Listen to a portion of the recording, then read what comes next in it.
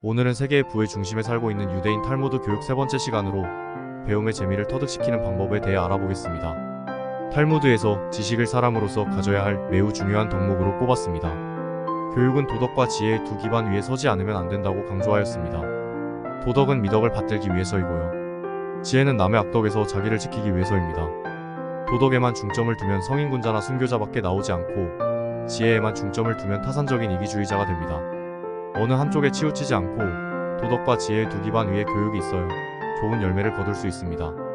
다음은 유대인들의 배움의 재미를 터득시키는 방법의 명언들입니다. 금전의 차용은 거절해도 좋으나 책을 빌려달라고 할 때 거절하는 것은 도리가 아니다. 너 자신을 다스려라. 그러면 당신은 세계를 다스리게 될 것이다.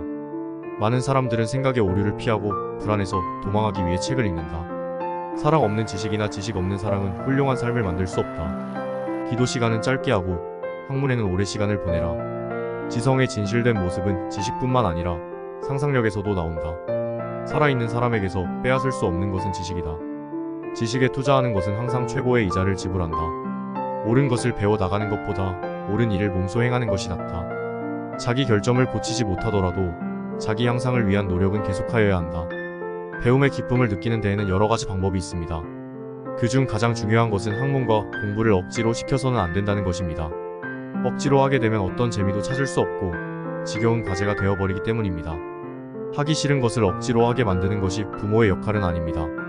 부모는 아이가 공부에서 재미를 찾도록 유도하는 역할을 가져야 합니다. 어렸을 적에 배움의 재미를 느꼈던 부모일수록 자녀에게 그것을 가르치기 쉬워집니다. 생물 가운데 웃는 것은 인간뿐이다.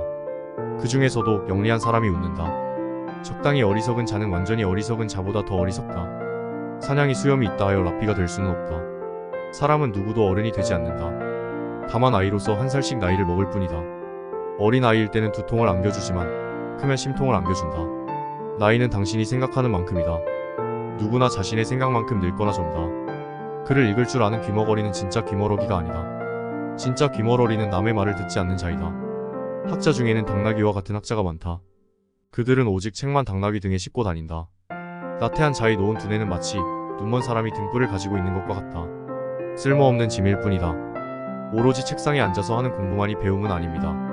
세상에는 여러 가지 방법으로 살아나가는 사람들이 있고 그만큼 여러 분야의 지식들이 있습니다. 부모는 자식에게 삶의 지식을 전해주면 됩니다. 하지만 그만큼 자식의 말에도 귀를 기울여야 합니다. 자식이 어떤 것에 관심이 있는지 유심히 살피고 누구보다도 자식에 대해 잘 아는 사람이 되어야 합니다. 부모라면 당연히 알게 되는 것이 아니라 꾸준히 관심을 갖고 노력해야 합니다. 이상으로 유대인들의 자녀 교육 중 배움의 재미를 터득하는 방법에 대해 알아봤습니다. 시청해주셔서 대단히 감사드립니다. 좋아요, 구독은 영상 제작에 큰 보탬이 됩니다.